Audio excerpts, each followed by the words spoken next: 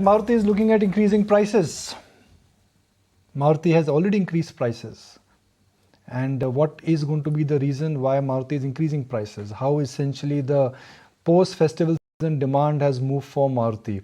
And now that they've got over 20% market share of the SUV market, what is next from Maruti's table? Shashank Srivastava, Senior Executive Officer, Marketing and Sales with Maruti Suzuki joins us now.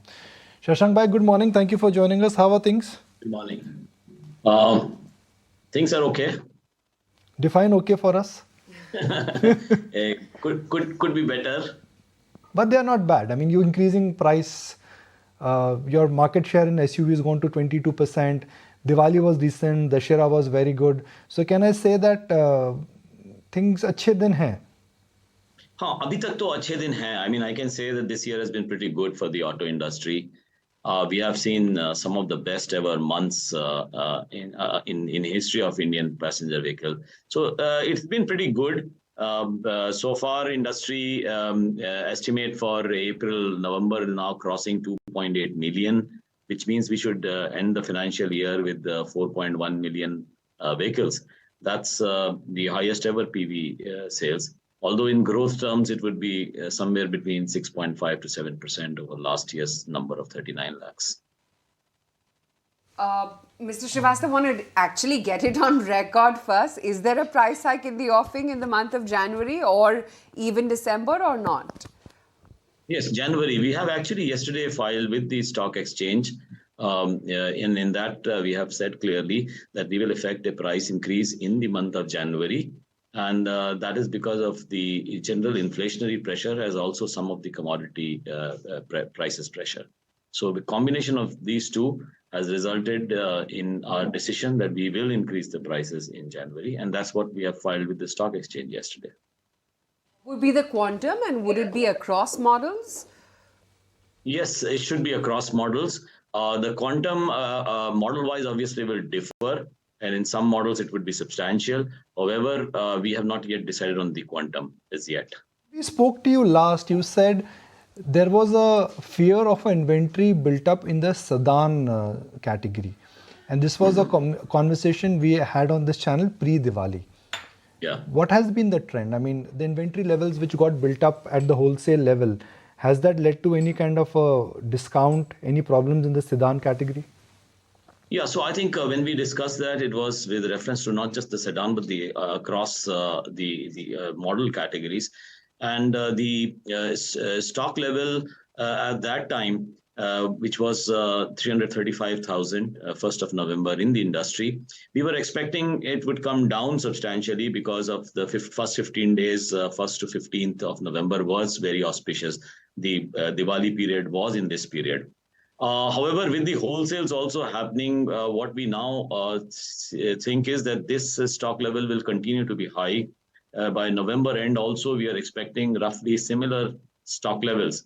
And that is where I had said that there was some sort of a discomfort because, if at the beginning of the December you have that sort of inventory, most people would like to have a new year model.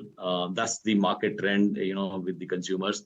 So obviously the channel would like to reduce their inventory from these very high levels. And I would expect 1st of December stock levels to be same as 1st November. 1st November was a little more confident because we had 15 days of auspicious period. So it really requires that the inventory levels should come down from here. And that means that the wholesale numbers for December should be low in the industry. So what you're telling us and confirming it to us is that, let's say just before Diwali, September, October, at a wholesale level, Maruti had increased the dispatch numbers. This was largely in anticipation of festival demand. Now what you're telling us is that your anticipation turned out to be the reality, and the demand both for Diwali and Dussehra has been more than satisfactory. So there is no inventory pile up in the system. We will not expect any discounts, and there is going to be no discounting any of the large models. No, so I think on the first part you are right.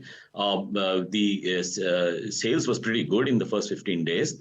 After that, the retails have slowed down subsequent, and as it often happens immediately after the festive period. So there has been a slowdown. So the inventory did fall on the 15th of November. But because you have wholesale also happening, the inventory level is back to the levels that you saw in 1st November. And on the discount front, I would say that the pressure would be there because, as I just mentioned, the channel will be very keen to reduce the inventory from here on. It's not because of normally in December end, people would like to have very, very low stock of the previous year's model. Right.